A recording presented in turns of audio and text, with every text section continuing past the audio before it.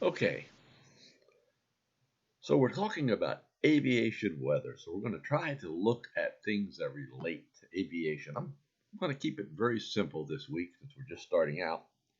But if you're a pilot, you have some things you need to know. You don't want to be flying into bad weather, I'm sure. You don't want to hit icing, would be a very bad thing. Maybe turbulence would be another issue. What about ceiling and visibility being below limits? Coming IFR instead of visible VFR.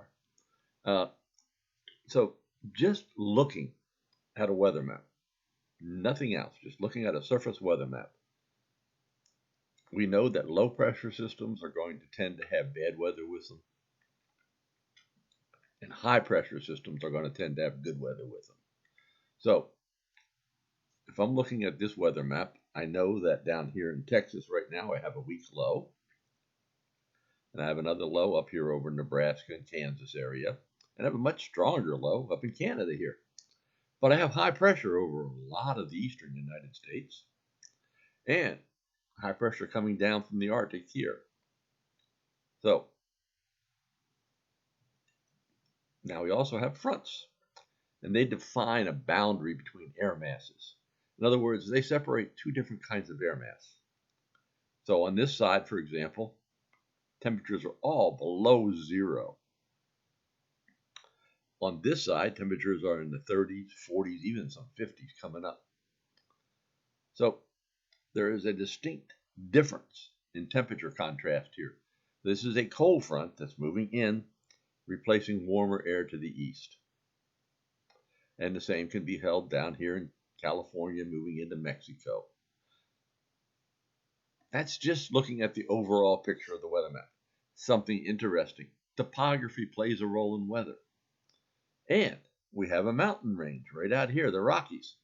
Guess what? This cold air hits that Rockies, and sometimes it doesn't make it over it. And here is this stationary front that basically is lining up along parts of the Rockies. So topography is playing a role in the weather out there. Another boundary is down here. This is a dry line. A dry line basically separates an area where there's a lot more moisture to the one side of it than the other. Something we're going to talk about is dew points and moisture as we go along. So I wanted to show you, just to get you an idea and a feel for a little bit of the station symbols that are on a weather map. So I'm narrowing my search down into Texas, Oklahoma area, where there's some more weather, shall we say, not as good a weather as some other areas. If you look at a station symbol, you have a temperature up to the upper left, a dew point, which is a measure of moisture, to the lower left.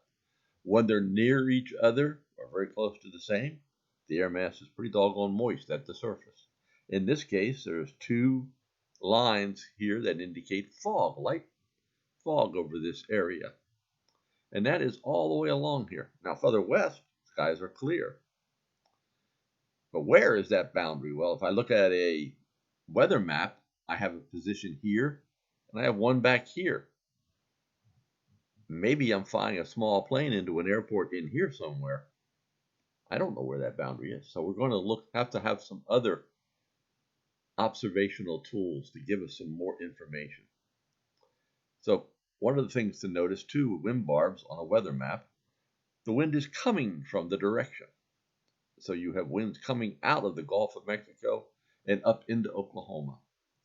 So Gulf of Mexico has a lot of moisture, so you would think that would be a fairly moist air mass into this area. So let's just take our whole experience and look at it from a satellite perspective now. We've talked about down in this area there being low pressure. We have winds coming off the Gulf of Mexico into here. We have a very cold air mass coming down out of Canada, getting hung up along the Rocky Mountains. So with that, goes east. And I'm going to move it ahead a little bit here. There's a couple things I wanted to show you with this image. All right, this image is basically a visible image with infrared superimposed on it. The infrared is right here on these clouds. This is dark. You can see a line going like this up through here. That is sunset. That's an indication that there's a tilt to this Earth. The sun is closer to it's actually in the southern hemisphere right now. So the line is further over there, but because of it, it's further to the west, up north. So that is your sunset line. This image also shows lightning. So you can see lightning depicted here, down into Texas. And that was out ahead of that low that we saw coming out. So if I want to learn a little bit more, I can see moisture coming up, and I could loop this. We'll just play it right here, and I can see a lot of infrared, low cloudiness right in here, but I can see moisture coming up out of the Gulf of Mexico and into this area. Out over the east, there's high pressure here, and we have winds blowing offshore. So it takes a while for the clouds to be generated from an offshore wind. It goes across out here, and the Gulf Stream's right about here. So these clouds are along and east of the Gulf Stream. So this is just what we're looking at in general terms on a satellite image right now. So I wanted to show you now, looking at this.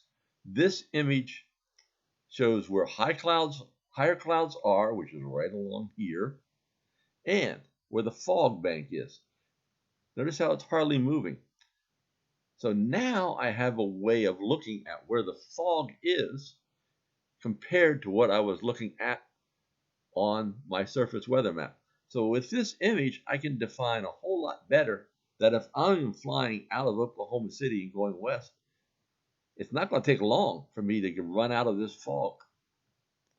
Or if I'm coming from Oklahoma City in, I'm going to be running into the fog, and I can see where this hits as far as coming from the west or coming up from the south. So this is just an image that shows a way of looking at cloud tops to differentiate the higher clouds, which are moving up through here, from the lower clouds and where there are no clouds. Finally, I wanted to look at all kinds of images are available to you on this page. These all come because there's different types of radiation coming out of the Earth. Coming into the Earth is ultraviolet radiation, which is very short wavelength, very strong. That's what the sun generates, and it heats the Earth. That's our energy source. But the Earth sends back a lot of that radiation back into space. Some of it being reflected off of clouds, others coming out of the warm ground. And with knowing that different wavelengths represent different areas in the atmosphere, we can use these different wavelengths to identify areas and pick up information. For example, this is a short wave radiation here. Here's some higher clouds. Maybe I'm interested in moisture.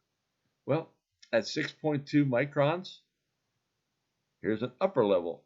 At 6.9 microns, I'm at mid-level, which is around 700 millibars, or about 15,000 feet. And here I can go to low level, which will be showing me the lower level moistures. And we have clear infrared radiation, which is cloud top radiation. You can see how cold the clouds are.